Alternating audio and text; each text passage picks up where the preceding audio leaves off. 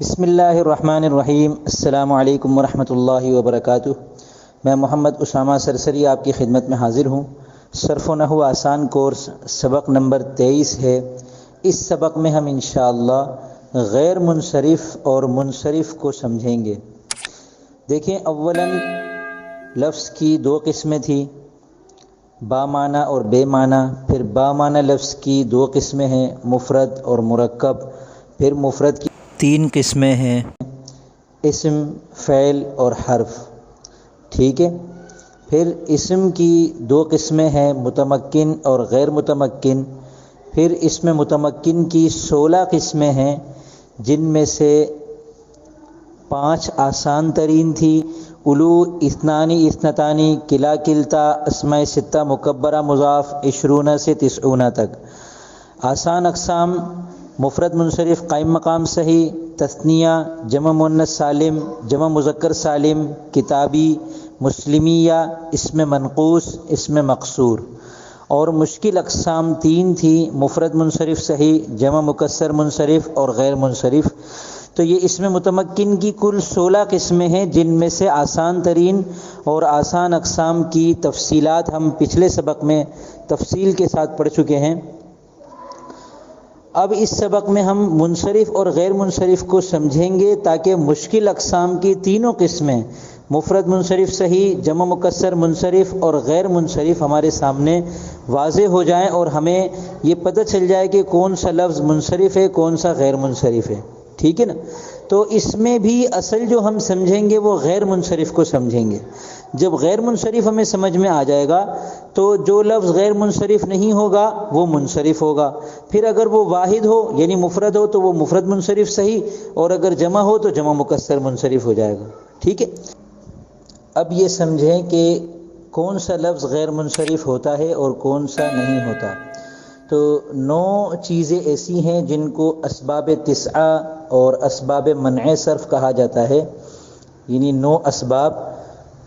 اگر ان میں سے کوئی سے بھی 2 سبب کسی لفظ میں پائے جائیں تو وہ غیر منصرف ہو جائے گا۔ وہ 9 اسباب کیا ہیں؟ عدل، وصف، تانیث، علم، عجمہ، جمع، مرکب منع صرف، وزن فعل اور الف نون زائدتان۔ ان 9 میں سے کوئی سے بھی 2 سبب کسی اسم میں پائے جائیں وہ غیر منصرف ہوگا، اور اگر ان 9 میں سے کوئی ایک بھی سبب کسی میں نہ پایا جائے یا ایک پایا جائے صرف، تو وہ منصرف ہوگا۔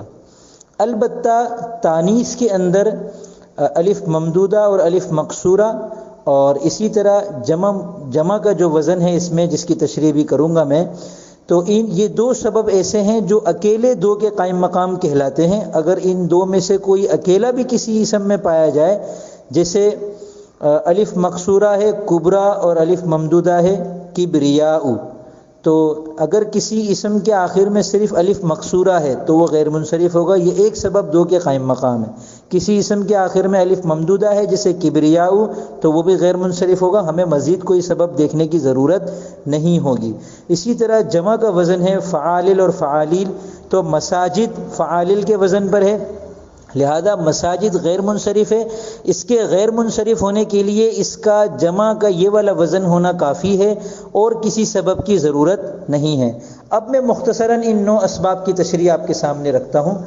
عدل، وہ لفظ جس کا اصل وزن کچھ اور ہو اور اب وہ کسی دوسرے وزن میں ہو، جیسے ایک لفظ ہے ثلاثو، یہ اس کا ترجمہ ہے 3، اصل میں تھا ثلاثتن ثلاثتن، عربی میں 3 کو ثلاثتن کہتے ہیں، تو 2 مرتبہ 3 کہنا ہو، 3 کہنا ہو تو ہم کہیں گے ثلاثتن ثلاثتن۔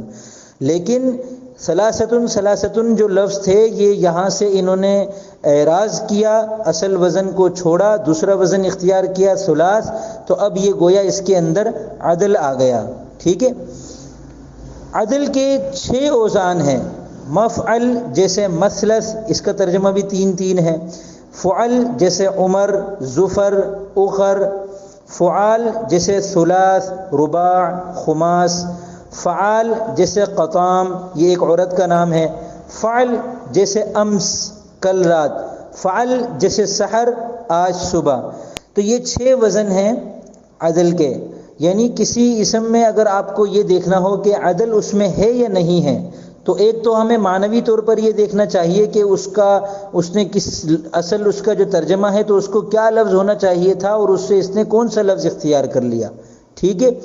اور پھر اس میں ہمیں آسانی یہ ہے کہ علماء نحو نے جتنے الفاظ میں اب تک یہ بتایا ہے کہ ان میں عدل پایا جا رہا ہے، وہ ان کے 6 اوزان مقرر کر دیے ہیں: مفعل، فعل، فعال، فعال، فعل اور فعل۔ ان 6 میں سے اگر کوئی وزن ہے تو اس کے عدل ہونے کا امکان ہے، اس بات کا امکان ہوگا کہ اس کے اندر عدل ہے، ٹھیک ہے۔ دوسری چیز ہے وصف۔ وصف کا مطلب کیا ہے؟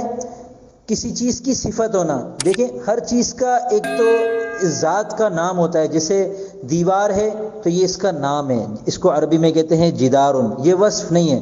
دیوار کا وصف کیا ہے؟ مضبوط ہونا، کمزور ہونا، ٹوٹا ہوا ہونا، بہترین ہونا، خوبصورت ہونا، بدصورت ہونا، منقش ہونا وغیرہ، تو یہ سب اس کے اوصاف ہیں۔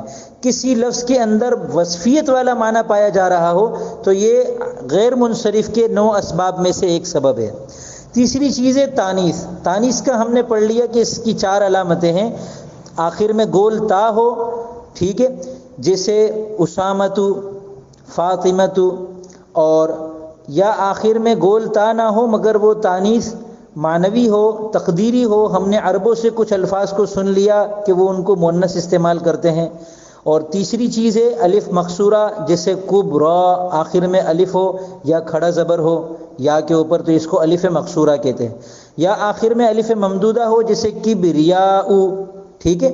تو یہ تانیث کی 4 علامتوں میں سے کوئی بھی ایک علامت پائی جائے تو وہ اسباب منع صرف میں سے ایک سبب ہو گیا، مگر الف ممدودہ یا الف مقصورہ میں سے کوئی ایک اگر ہے تو یہ اکیلا 2 سببوں کے قائم مقام ہے۔ پھر ہمیں اس لفظ کو غیر منصرف بنانے کے لیے مزید کسی اور سبب کے تلاش کرنے کی ضرورت نہیں ہے، وہ لفظ غیر منصرف ہوگا جس کے آخر میں الف مقصورہ ہو یا الف ممدودہ ہو۔ چوتھی چیز ہے اسباب 9 میں سے علم، یعنی کسی کا نام ہو، کسی ایک فرد کا، جیسے میرا نام اسامہ ہے، کسی کا نام زید ہے، کسی کا نام فلاں ہے، کسی کا نام فلاں ہے، کسی ایک خاص فرد کا جو نام ہوتا ہے وہ اس کو عربی میں علم کہتے ہیں، اردو میں اس کو نام کہتے ہیں، عربی میں اس کو علم کہتے ہیں۔ تو اگر کوئی علم ہے، کسی خاص کا نام ہے، جیسے ابراہیم، اسماعیل، عیسیٰ، موسیٰ، زید، عمر، بکر، خالد، یا کسی بے جان چیز کا کوئی نام ہم نے رکھ دیا، کسی جانور کا ہم نے کوئی نام رکھ دیا خود اپنے طور پر، تو وہ علم ہے، ٹھیک ہے، وہ پھر اس غیر منصرف کے 9 اسباب میں سے ایک سبب ہے۔ 5ویں چیز ہے عجمہ، یعنی وہ لفظ عربی زبان کا نہ ہو بلکہ عجمی، یعنی عربی کے علاوہ کسی اور زبان سے عربی میں آیا ہو، جیسے ابراہیم، اسماعیل، یہ عربی زبان کے الفاظ نہیں ہیں، تو کسی لفظ کا غیر عربی ہونا بھی 9 اسباب میں سے ایک ہے۔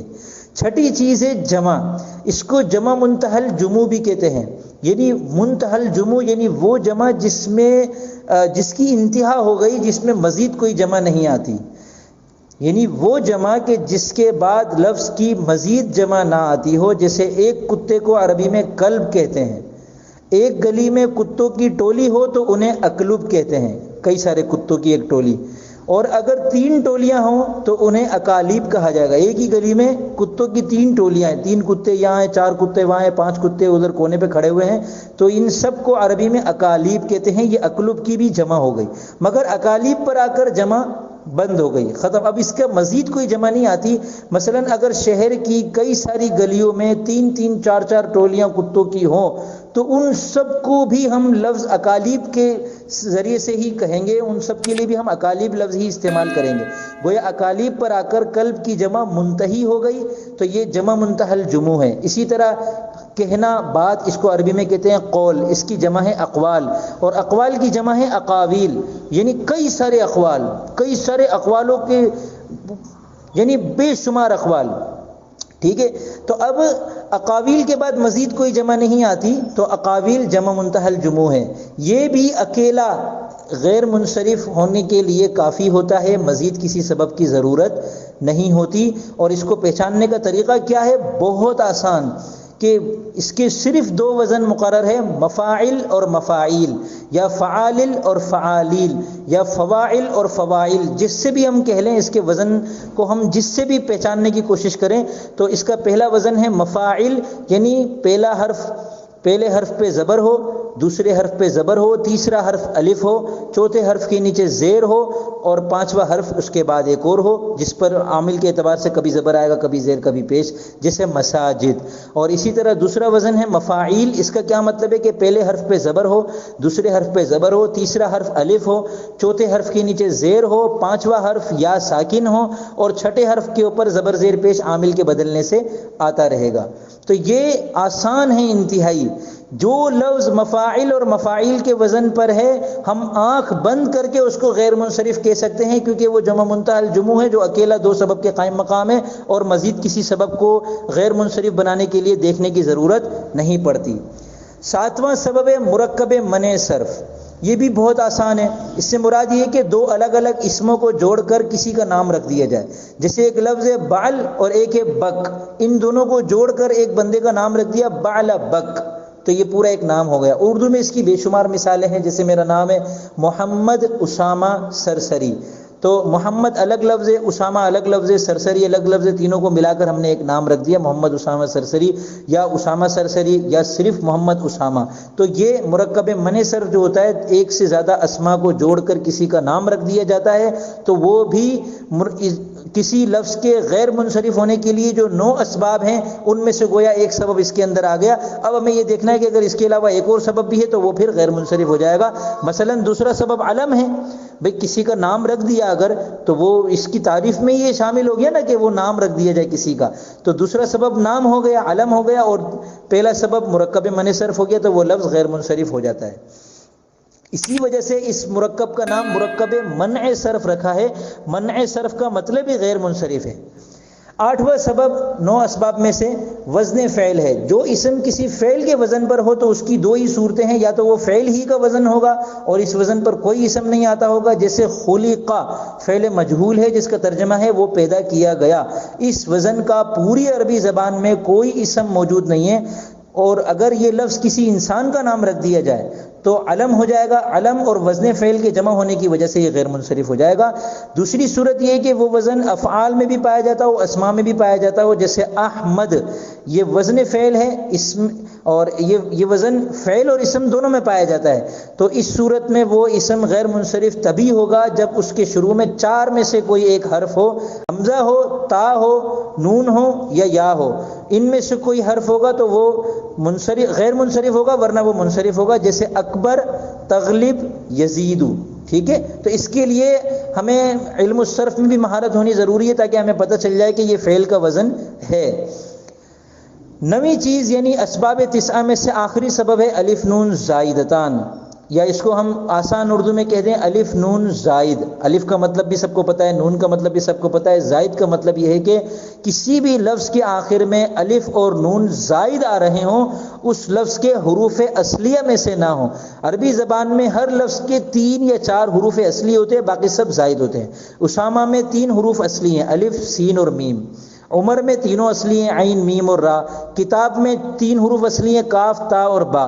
تو اسی طرح الف نون زائدتان کی مثالیں اگر مثال کے طور پہ ہم دیکھیں، قرآن، تو قرآن کے حروف اصلی ہیں قاف، را اور حمزہ، ٹھیک ہے نا، تو یہ شروع میں آ گئے، اس کے بعد الف اور نون دونوں زائد ہیں، تو یہ الف نون زائدتان اس کے اندر پایا جا رہا ہے۔ فرقان میں حروف اصلی ہے فا، را اور قاف، اور آگے الف اور نون زائد ہیں، تو جس لفظ کے آخر میں الف نون ہو اور وہ الف نون زائد بھی ہو تو اس صورت میں وہ غیر منصرف کے 9 اسباب میں سے ایک سبب ہوگا۔ اگر زائد نہیں ہوگا، اس لفظ کے حروف اصلیہ میں سے ہوگا، تو پھر اس صورت میں وہ غیر منصرف کا سبب نہیں بنے گا۔ ٹھیک ہے، تو یہ 9 اسباب ہو گئے۔ اب 2 اہم باتیں ذہن میں رکھیں، غیر منصرف کے آخری حرف پر کبھی تنوین یا زیر یا 2 زیر نہیں آتی۔ ٹھیک ہے، دوسری بات، جب کسی غیر منصرف پر الف لام آ جائے یا وہ غیر منصرف جو ہے مضاف ہو جائے، مرکب اضافی کے اندر جو پہلا لفظ ہوتا ہے مضاف وہ بن جائے، تو ان دونوں صورتوں میں حالت جری میں اس غیر منصرف ہونے کے باوجود اس کے آخر میں زیر یعنی کسرہ آ جائے گا، زیر۔ جیسے مساجد ایک غیر منصرف ہے، کیوں؟ کیونکہ فعالل کے وزن پر ہے، جمع منتہی الجموع ہے جو کہ اکیلا 2 سببوں کے قائم مقام ہے، لہذا مساجد غیر منصرف ہے۔ اب المساجد تو یہ الف لام آنے کی وجہ سے اب المساجد کی جب حالت جری آئے گی، جسے فی المساجد، فی حرف جر ہے جو کہ جس لفظ پہ داخل ہوتا ہے تو اس کو مجرور کر دیتا ہے، اس کی حالت جری ہو جاتی ہے، تو فی المساجدی ہم کہیں گے، فی المساجدہ نہیں کہیں گے۔ اسی طرح فی مساجدہم، ان کی مسجدوں میں، تو فی مساجدہم میں دیکھیں تو مساجد غیر منصرف ہے، مگر چونکہ یہ مضاف ہو رہا ہے، ہم اس کا مضاف الیہ ہے، تو یہ مضاف ہونے کی وجہ سے اب جب اس کی حالت جری ہوگی، جیسے کہ فی داخل ہو رہا ہے، یہ اس کی حالت جری ہے، تو اب اس کے آخری حرف یعنی دال کے نیچے زیر آئے گی، زبر نہیں آئے گا، ورنہ غیر منصرف کی حالت جری میں اس کے آخری حرف پر زبر آتا ہے، ٹھیک ہے۔ اب سوال یہ ہوتا ہے کہ ہم نے اس میں متمکن کی 16 قسمیں پڑھ لی، سمجھ لی، اچھا غیر منصرف کا ہم نے سمجھ لیا کہ 9 اسباب ہیں، تو اب ہمیں مشکل اقسام کی جو 3 قسمیں ہم سمجھ رہے تھے اس میں متمکن کی، اس میں دیکھیں کہ ہم سب سے پہلے یہ دیکھیں کہ اسباب 9 میں سے کوئی 2 سبب یا ایک سبب جو 2 کے قائم مقام ہے یا نہیں ہے، اگر ہے تو وہ غیر منصرف ہو جائے گا، نہیں ہے تو پھر اب ہم یہ دیکھیں گے وہ لفظ واحد ہے یا جمع ہے، اگر واحد ہے تو وہ مفرد منصرف صحیح ہو جائے گا، جمع ہے تو وہ جمع مکسر منصرف ہو جائے گا۔ اب سوال یہ پیدا ہوتا ہے کہ اس میں متمکن کی یہ 16 قسمیں ہم نے پڑھ بھی لی، سمجھ بھی لی، جو مشکل تھی وہ بھی الحمدللہ آسان ہو کر ہمارے سامنے آ گئی، وہ بھی ہم نے سمجھ لی، اب ہم ان کا کریں کیا؟ تو ان کا کرنا یہ ہے کہ ان کی حالت رفعی کیسے آتی ہے، حالت نصبی کیسے آتی ہے، حالت جری کیسے آتی ہے، یہ ہم انشاءاللہ اگلے سبق میں پڑھیں گے، تو اس سے ہمیں پتہ چل جائے گا کہ یہ جو 16 قسمیں ہیں تو ان کی تینوں حالتیں کیسے آتی ہیں، کسی کی حالت رفعی زبر کے ساتھ پیش کے ساتھ آتی ہے، کسی کی واو کے ساتھ آتی ہے، کسی کی الف کے ساتھ آتی ہے، کسی کی تقدیری آتی ہے، یعنی وہ لفظ جوں کا تو رہتا ہے، تو یہ ہم انشاءاللہ اگلے سبق میں پڑھ لیں گے۔ پھر ایک سوال باقی رہ جائے گا کہ ٹھیک ہے ہم نے 16 قسمیں بھی پڑھ لی اور ہم کو حالت رفعی نصبی جری بھی تینوں کی سمجھ میں آ گئی، مگر حالت رفعی ہوتی کب ہے، حالت نصبی ہوتی کب ہے، حالت جری ہوتی کب ہے؟ تو اس کا جواب یہ ہے کہ پھر ہمیں مرفوعات جو کہ 8 ہیں، منصوبات جو کہ 12 ہیں اور مجرورات جو کہ 2 ہیں وہ پڑھنے ہوں گے، یعنی حالت رفعی کی 8 صورتیں ہیں، حالت نصبی کی 12 صورتیں ہیں اور حالت جری کی 2 صورتیں ہیں، جن کو ہم مرفوعات، منصوبات اور مجرورات کے تحت پڑھیں گے انشاءاللہ۔ جب وہ بھی سبق ہمارے مکمل ہو جائیں گے پھر ہمارے لیے پوری عربی زبان کے تمام الفاظ کو زبر زیر پیش کی تبدیلی کے اعتبار سے سمجھنا آسان ہو جائے گا، جو کہ علم النحو کا اصل الاصول اور مقصد ہے اور خلاصہ ہے، ٹھیک ہے۔ تو الحمدللہ ہمارا غیر منصرف کا سبق مکمل ہوا۔ اب کام یہ ہے کہ قرآن کریم میں سے غیر منصرف کی 10 مثالیں لکھیے اور یہ بھی بتائیے کہ آپ نے اس کا غیر منصرف ہونا کیسے پہچانا، ٹھیک ہے۔ اب میں اجازت چاہوں گا، السلام علیکم ورحمۃ اللہ وبرکاتہ۔